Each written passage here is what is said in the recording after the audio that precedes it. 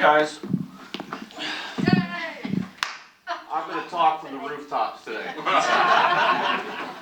And we have 4 matches left in the regular season of the SEC.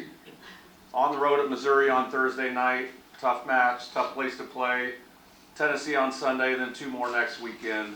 We need everybody in the Big Blue Nation to get behind this team. This team is everything that Kentuckians are all about.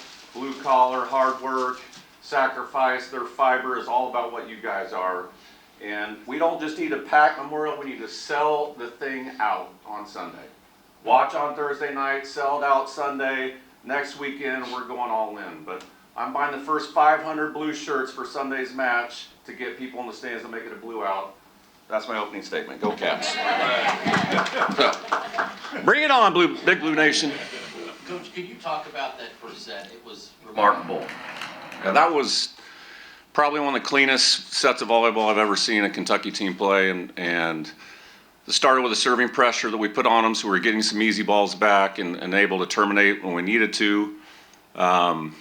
And just the discipline of our attackers to make smart choices when they didn't have their kills, and then the ball control and serve receive. You know, they tried to put every serve on Brooklyn, and she nailed, most of them. And just a great team effort. And Cassie did a good job of getting our attackers in the right spot. So very, very clean set. Was that kind of a shock and awe to them, so to speak, that you just exploded out of the gates like that? It may have been. I think you have to prepare as a coach for any scenario. Before every match, I'm like, okay, what if we get shellacked in the first game? What if it's tight? What if we're down? I don't know if you're ever fully prepared for each situation, but it certainly was a great performance, and our team was. The best thing about yesterday was the way our team prepared. They were locked in. As soon as our match from Vandy was over. So just, great effort. And the hard part is celebrating like that for 24 hours and then moving on to Missouri on Thursday. So. So what did you learn though from your team with, have 3 set points against you and they, grit it out? Yeah, it was, you're sitting there and you're up 19-13 or whatever it is. And, Texas obviously is very capable of beating any team in the country. So, I think going into it, it was like, guys, we have no idea how this is going to go. Our mentality has to be the next point. And, coaches preach that all the time, but can you live it in the moment? And so they did. They did a really good job of embracing the crowd, the noise, the threat that Texas poses on both sides. Some obvious ability to execute under pressure. Coach, talk a little bit about Eva's performance yesterday and these types of games, these type of performances, I assume, are why you brought her in this offseason.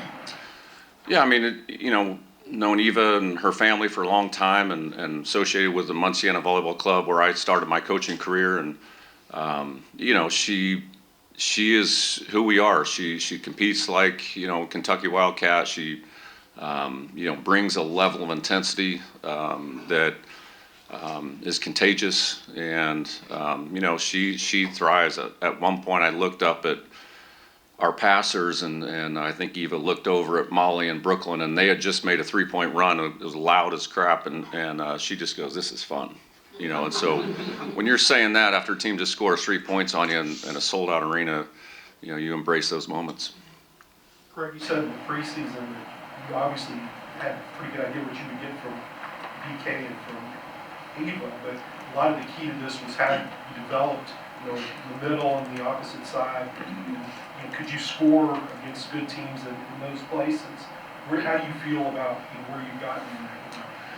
Well, it's still a work in progress, but the execution that we've had with Cassie and Lizzie to this point, and then the execution that you saw from Kennedy Washington behind the setter yesterday, it's a threat now. So we need to get better at it. We need to get more efficient at it, consistently. But every team we play knows it's a threat now. So it just creates space along the net, so we can attack the middle third, we can attack the right third, and we can attack the left third. And You know, there's still some things that we have to smooth out, but it's coming along.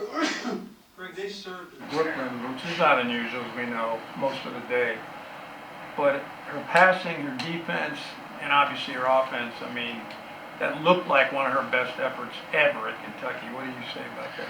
Yeah, you know, give Brooklyn a lot of credit. She was pretty disappointed, or, you know, she just didn't feel like her passing was where it needed to be. In the last week, she spent a lot of time training, and we broke down some fundamentals early in the week, and she really focused on it. And, you know, I think Texas made the choice that they were going to go at her and try and wear her down, and she took that challenge on and thrived in it. And, you know, give her a lot of credit, because I think I want to say the first serve of the match, or one of the first, she might have gotten aced, or maybe it was early on, and but she just was money, you know, from that point on. So, you know, a lot of credit for her to put the effort into preparation early in the week. You mentioned putting it in the rearview mirror now, but the same qualities this team has that enabled them to prepare for this so well, do you feel like those same qualities will help them put it behind them? I got to put a lot of trust in them. It's not going to be easy. You know, Missouri's a tough place to play on the road, and you know, they're going to play loose. You know, just like, you know, most teams do against us. They just, you know, had a setback yesterday, but, you know, I have no doubt they'll be ready. So you know, obviously it's a good time to have a day off today and get back at it to get ready. But you know, I do believe they will be ready to go. But, you know, we got to get over this first. I know you love the sport, but what was that atmosphere like yesterday? The students being down like right there on the court, and seeing like Eva embraced it. Did you see the rest of it? You know, and that's why I just, you know, imploring our fans. You know, we played in front of 12,000 people in Bridgestone Arena, and 10,000 of them were probably Nebraska fans, and 7,000 people in front of Penn State. And, you know, yesterday it sold out, and those tickets were scalping for hundreds of dollars, you know, to, you know, watch Kentucky play Texas. And, you know, it's the opportunity for our fans to see a team like this compete is right here. And I just don't want them to miss that chance, because, you know, our team thrives in those moments. Our fans love teams that with the grit like this, and so it's the right time. And you know, I want to sell that thing out on Sunday, you know, and whatever we can do. Pretty good. You talked about being tough on the road in Missouri. Can you just talk about that team? Very athletic, you know, Kalen Alexander, you know, transfer from Hawaii, Tyra Ariel, transfer from USC. Their setter's back from last year. Their other outside hitter, Damaris, is back. So, you know, their libero is one of the best liberos in the country. I mean, they're legit. So it'll be a tough match, and you know, Missouri's a well-coached team, and they'll be ready for the Cats for sure. Anything else? Cool. Thanks for coming. Appreciate it. Thanks, guys. Clean that table off.